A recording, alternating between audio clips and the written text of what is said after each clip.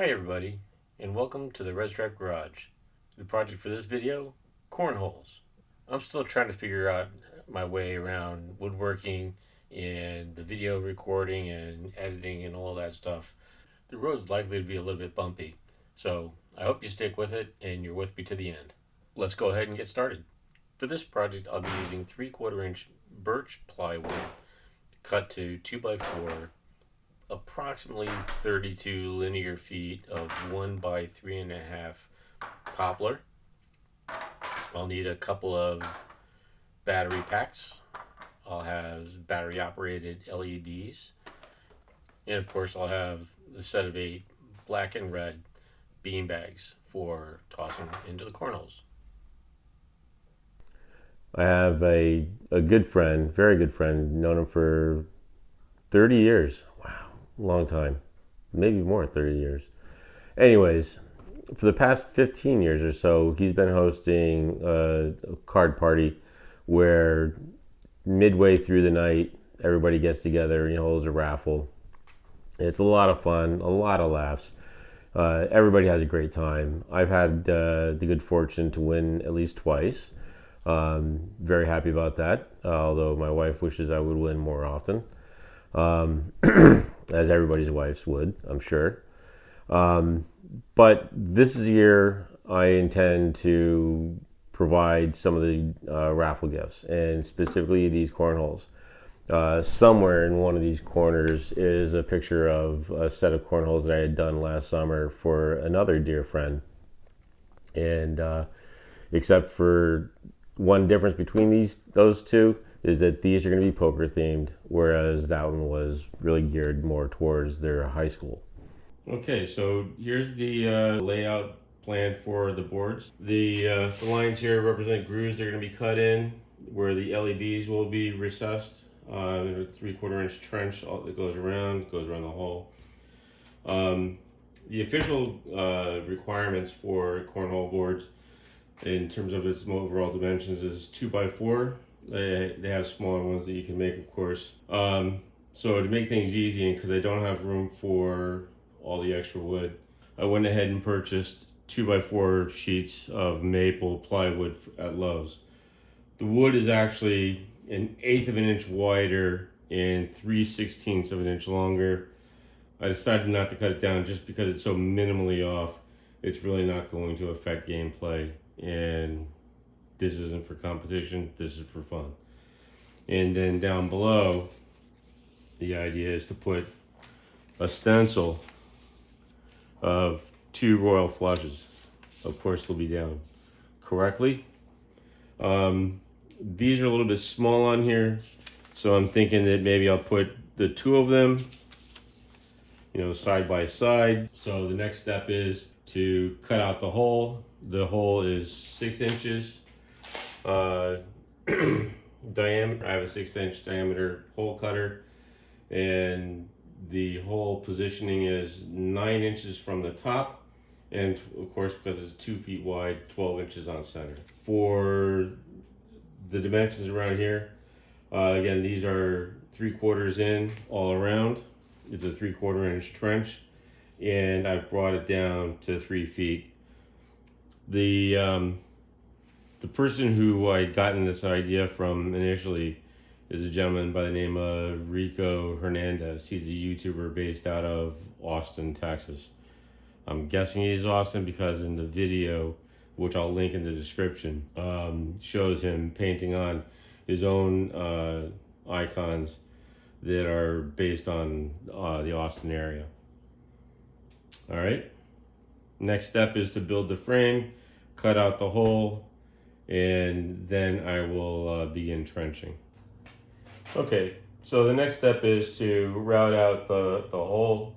I've already cut the circle hole, obviously, and I've centered the pin in the middle of the hole. One thing to double check when you're using those large circular saws is make sure the bit isn't bent. That gave me a bit of havoc. Unfortunately, I didn't get that recorded. So I've got a 1/2 inch trim bit in here, and I've already marked out the hole that's going to give me the right radius. or right cut around the edge, and well, let's get busy. I guess because of what I'm routing out here is at the edge of the circle, and not in the middle of the board, what I'm actually doing is cutting a dado and not a groove. Um, but more importantly, the lesson learned here is as you're making this kind of rabbit, start from the inside and work your way out, as opposed to what I did was starting out and working in. As you'll see in a moment, what that does is it creates a little ridge or a wall on the inside edge of the circle, and it creates problems. You'll see at one point it jams the router, and that might just be because of the type of jig that I'm using to create the circle. But um, those pieces can begin to fly about as they break loose as you start routing out that inside piece.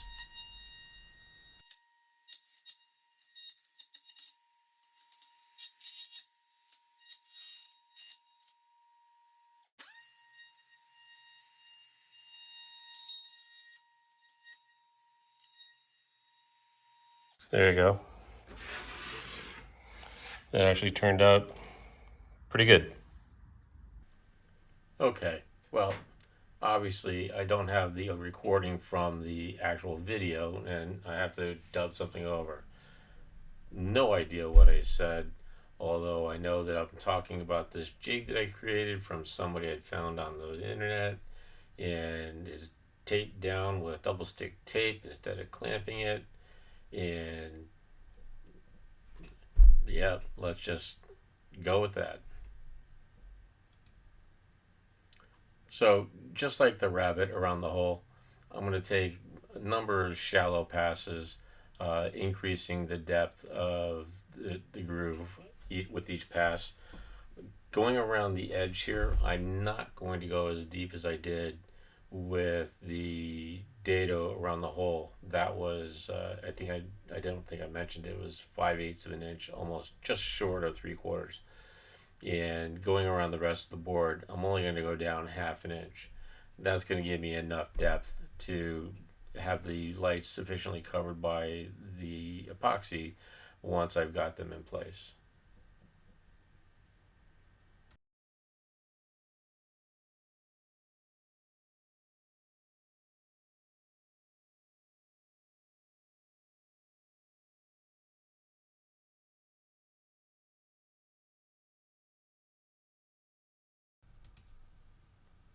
Okay, the grooves are almost done in the second board, and I blew it. I didn't align the jig properly, and I wound up taking the groove off the end of the board. If this was just for me, I'd fix it, because it's just a first pass. It's not that deep, and wood putty, epoxy, or something, just fix it right up and move on. But this is for charity, and it really needs to be perfect, or at least as perfect as I can make it. So this board's going in the trash and gonna have to start all over. Dang. Okay, here's the first board, and everything looks really good. I'm actually pretty happy. I'll get in there with a router in hand, smooth these out by hand so that there's no kind of wonky corners or edges.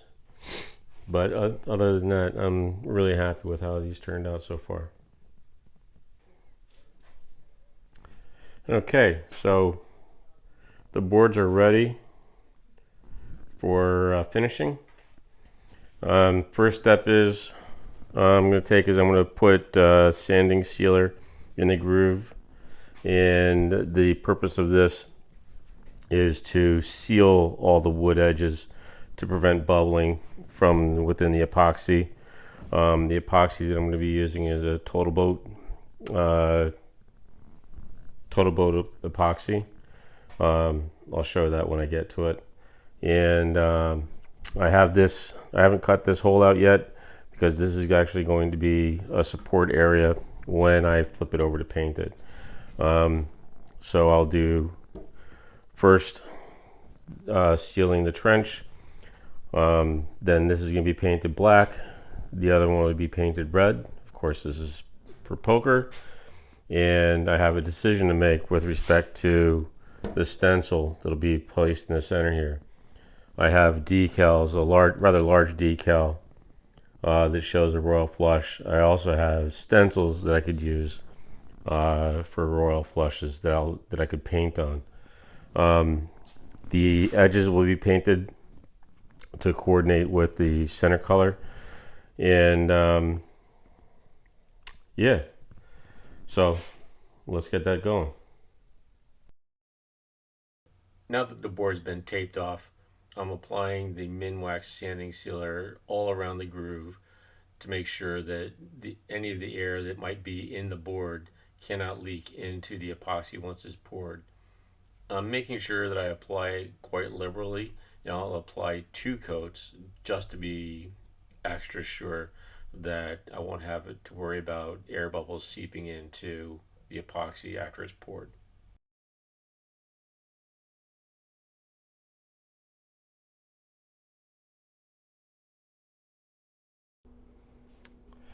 All right, so first thing, verify that the batteries actually work.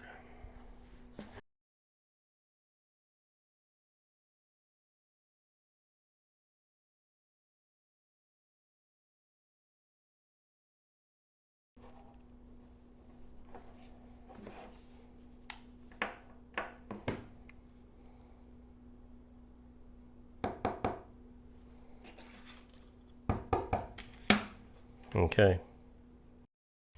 Now that the lights have been tested, it's time to lay them out in the board. I have to bring the lights up all the way through so that I'm at the end closest to the power. Now what I'm doing is I'm laying it out, trying to identify where I'm going to have bends in the line. And the purpose for this really is more to do with making sure that I'm not trying to bend the line on a node, either a light node or a transistor. Going around the hole, I'm putting the lights up against the wall as opposed to laying them out on the bottom. The line is just too stiff to bend that way.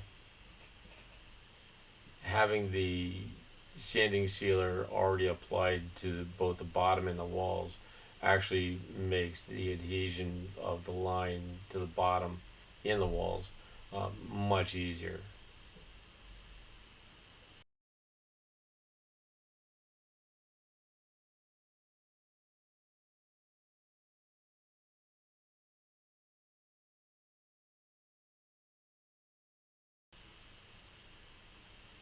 Here's that tricky bend in the corners. Folds underneath and then back over top.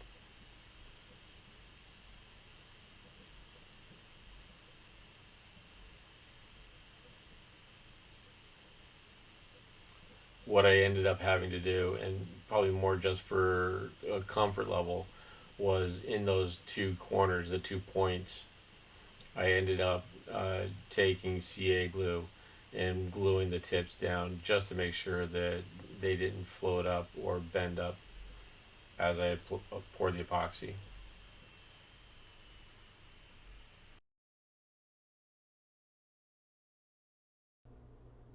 All right, the red board is just about done.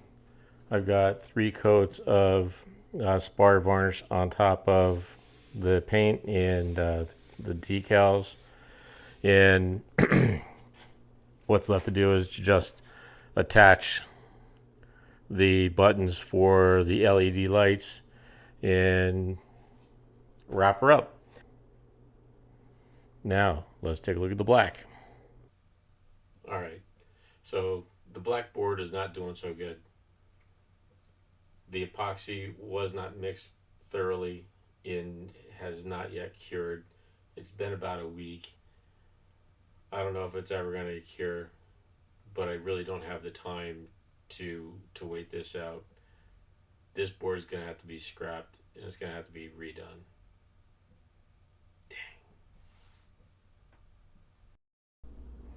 Before I take off and round over the edge. I just wanted to demonstrate or show what happens because I had the plastic board in here, or the plastic covering in here, as acting as a wall around the edge of the circle or the edge of the hole. You get this thing just like you do in a glass of water that's risen up a little bit. Let's see if you can get in there. So this edge here is actually quite sharp. And for a cornhole, you don't want sharp edges. You don't want anything obstructing the slide of the pack into the hole. So time to round that off.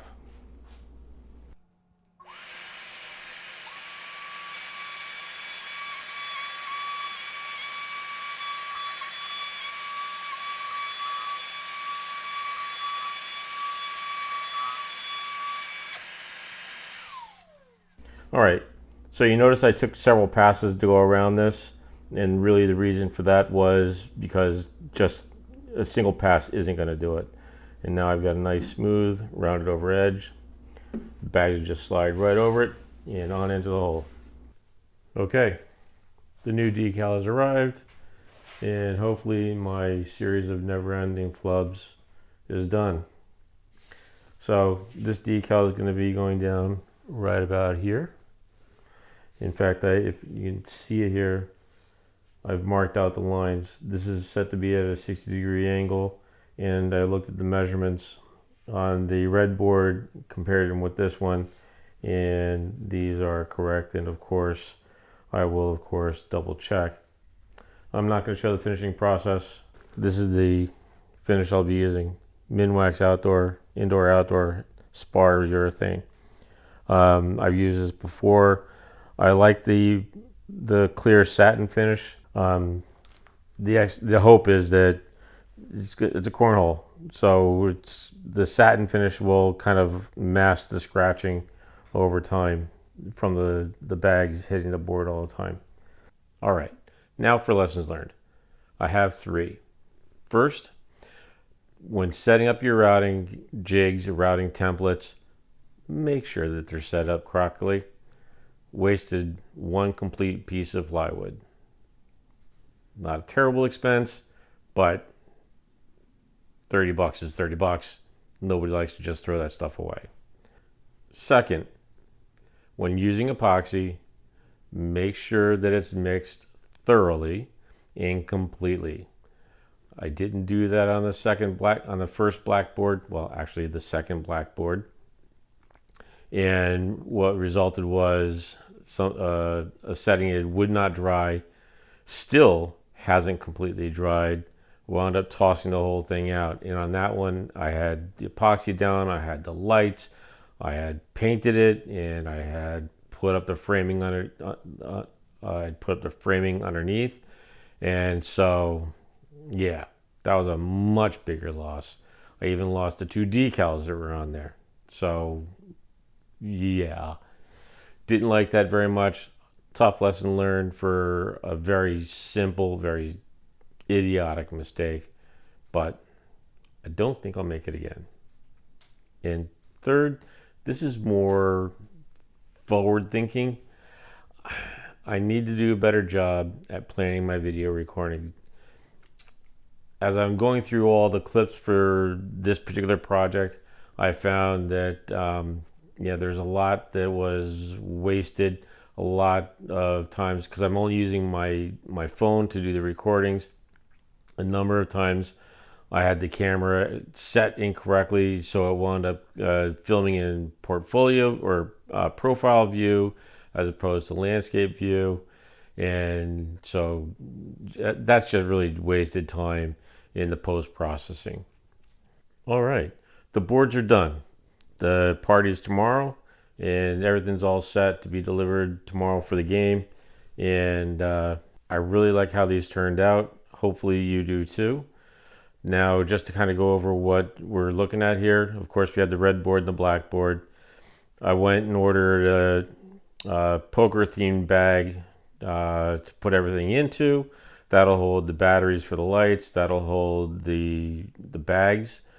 That'll also hold the tether that I have over there on the bottom right. So the tether is set up to When it's fully extended, it's at the 27 feet for tournament play. There's a black line marked on the yellow tether that will mark casual play, that's at 23 feet.